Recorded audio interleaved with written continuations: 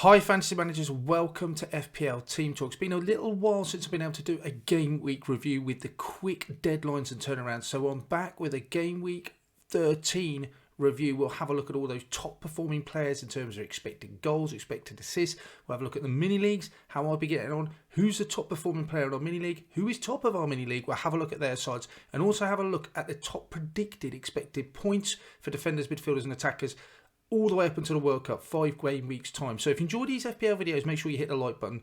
Don't forget to click that bell when you subscribe to make sure you get the latest content. We'll be back at you with watch lists, team selection videos for game week 14. But in the meantime, let's have a look.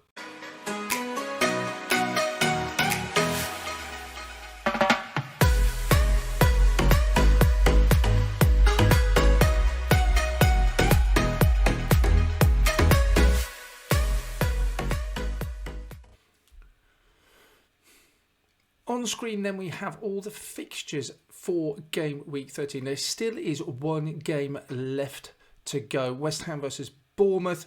In terms of trying to get content out, I just had to record this on a Sunday night. So that game has not gone through yet. So all the figures we look at will be excluding that. But wow, they're seeing some amazing results over the weekend. Started off with Forest beating Liverpool 1-0. I don't think many people would have seen that coming.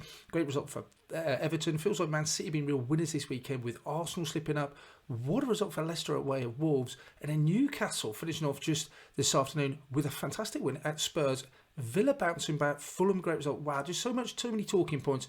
And still, I mean, hardly mentioned Casemiro's last minute equaliser for Chelsea. So loads to go through. Let's have a look at some of those top expected goals and assist makers for the weekend. Ollie Watkins comes in with the highest XG. The real favourite of Gerrard's, pretty much an ever-present, I think, since game week 1. Continuing to be in favour at Aston Villa, even though he's gone. 7.2.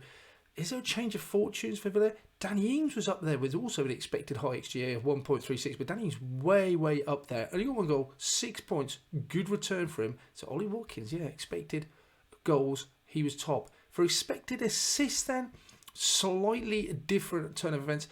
Iwobi expected assists 0.94. Odegaard right up there as well. Harrison Reed, even Aronson right up there.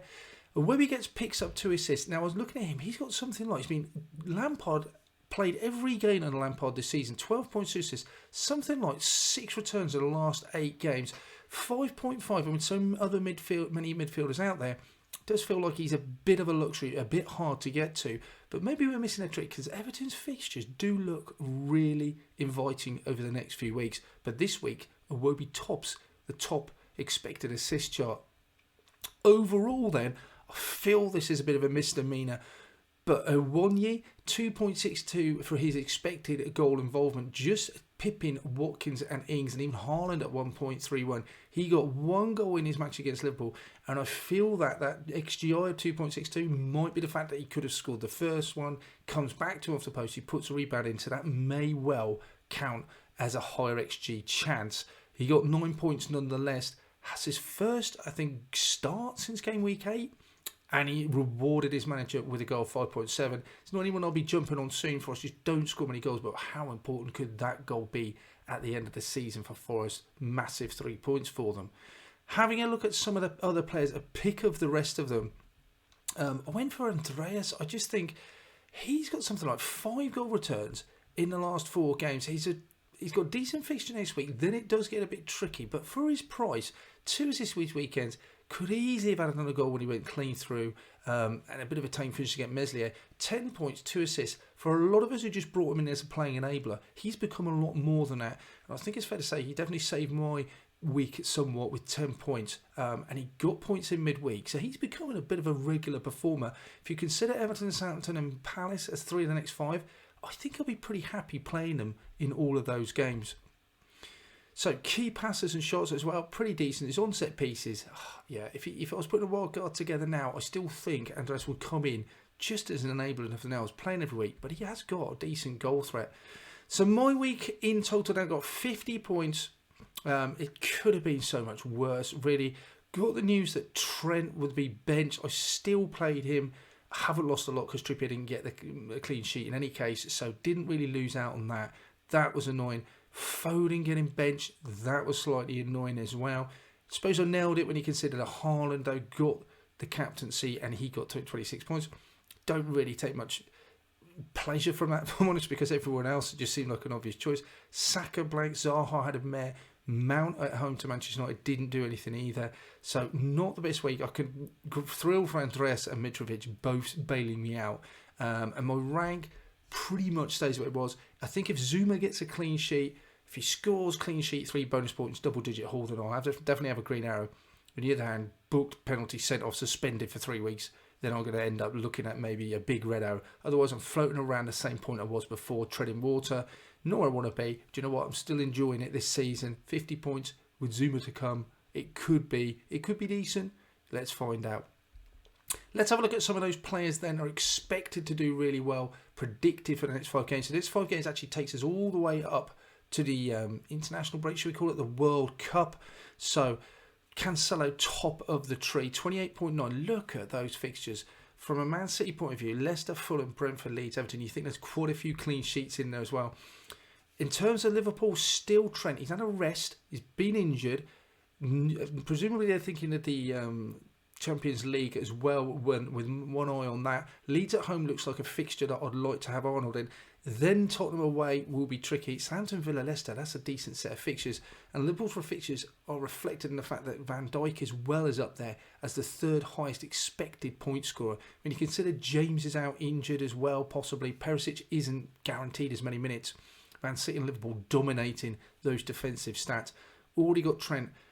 With those fixtures, it's hard not to justify bringing Cancelo in. So maybe that's someone I definitely need to jump on board. Look at the midfielders. Mo Salah, I mean, his price has gone down, it's gone up again. Decent fixtures, Leeds at home. Frustrating, I know, for a lot of managers, blanking against Forest. I am tempted to bring him in. We'll look at that in a watch list later on. Leeds at home looks a good fixture. 12.8, I can get to him. Do I go for it? 4 of the next 5 look brilliant games. We know what he can do. He's a top expected points predicted player. Then you have De Bruyne and look at those fixtures again, as we know. And then Son still bouncing around. Decent fixtures away at Bournemouth. Liverpool at home will not be easy. But Leeds, Brentford, Villa, decent fixtures to end on. But 3 of the most expensive midfielders all justifying their price tags in terms of predicted points. Doesn't always work out that way though, does it? Looking at the striking options, Haaland leads the way, as we know, 32.2. Kane, look how far behind. Remember, they started on the same price, and Kane, what's he got? 10 goals now in the Premier League season. He's played, is it 9 games or something like that? He's having a great season, even by his own standards. Yet he's nowhere near Haaland, and you certainly would pick Haaland over Kane if you had to choose one and couldn't have both. His fixtures look decent still, Tottenham, but he's almost 10 points behind Haaland in expected goals. And then Mitrovic squeezes in. His 16.8 is expected. Some decent fixtures, some hard. Guaranteed the minute 7.3. He just looks a bargain. Got to have him in your side. If I was picking the best from the rest then, a couple of forwards. I do like the idea of Wilson. And again, this is almost like a preamble to a watch list. 7.3. Decent fixtures. Villa at home, Southampton away. Chelsea at home. Leicester and Leeds on pens. They look good fixtures. As long as he stays fit, he looks like a really nice option.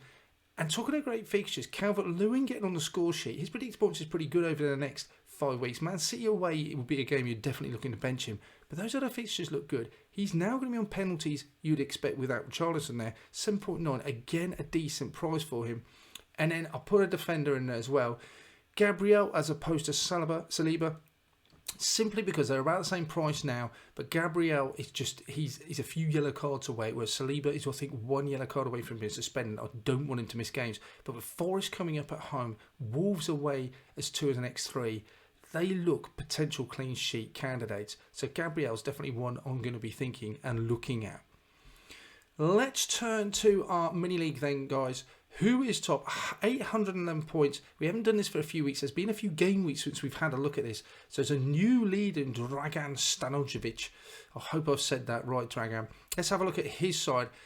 He's had a decent week. Ward really has been a brilliant in goal. I went Pope. Looking back, Ward would have saved me money, and he's done it better, at least the same. Trippier, Cancelo, Gomez, but not many people getting points in that midfield. He's still got Bowen to play. Nailed the captaincy with Haaland.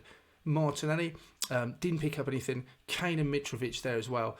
Andreas on the bench was a bit of a blow, but you're not going to get it right all the time. Let's hope Bowen returns and he'll stretch his lead at the top of the table. In terms of who had the best week, Series Mataram and Ganesha FC, really good week. Remember, it is possible that someone else could overtake, but at this time of recording, before that West Ham Bournemouth game, this is the side that had scored the most points.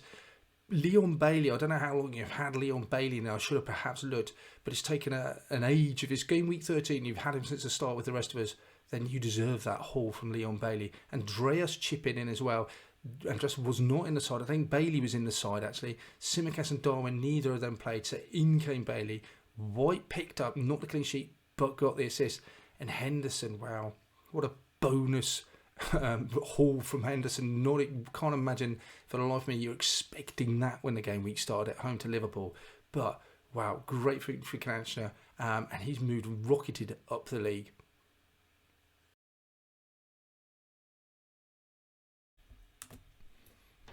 That's it for this one then, guys. Let me know in the comments below how you got on for game week 13. There's still one game left to go, remember, but we'll come back at you with team selection videos, watch list videos later on in the week. So don't forget, hit like, make sure you subscribe. In the meantime, take care. Speak to you soon.